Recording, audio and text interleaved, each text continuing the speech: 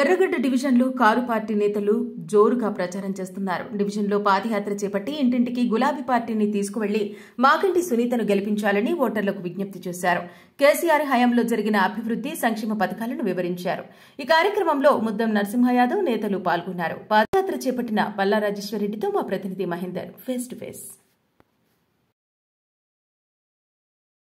ఈ ప్రచారంలో ఎట్లా ఉంది? ఇంటికి ప్రచారం చేస్తున్నారు, ప్రజల నుండి ఎటువంటి స్పందన ఉంది?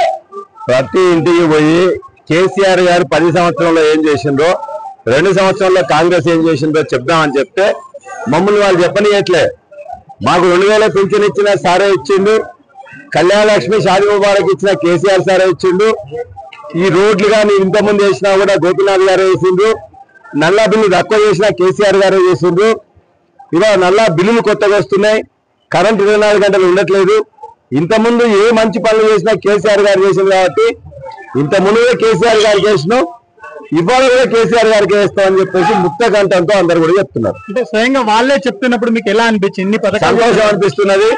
ఖచ్చితంగా కేసీఆర్ గారిని హైదరాబాద్ సిటీలో ఉన్న వాళ్ళు ఎవరు వదులుకోలే, బయట ఉండే గ్రామాల్లో ఉన్న వాళ్ళు కొద్దిమంది ఆశపడి 2000 పింఛన్లకు 4000 ఇస్తారని, కళ్యాణ లక్ష్మి షాదీ ముబారక్ లో తులం బంగారం ఎక్కువ వస్తుందని, రైతు బంధులో 10,000 కాదు 15,000 వస్తాయని, వాళ్ళ పిల్లలకు స్కూటీ వస్తుందని, వాళ్ళ పిల్లగాళ్ళు చదువుకోవడానికి చెప్పేసి 5 లక్షల కార్డు వస్తుందని, నిజమే 2 లక్షల ఉద్యోగాలు వస్తాయని, ఈ విధంగా మోసం మాటలు చెప్పిన కాంగ్రెస్ కి ఇలా బుద్ధి చెప్పడానికి సిద్ధంగా ఉన్నారు.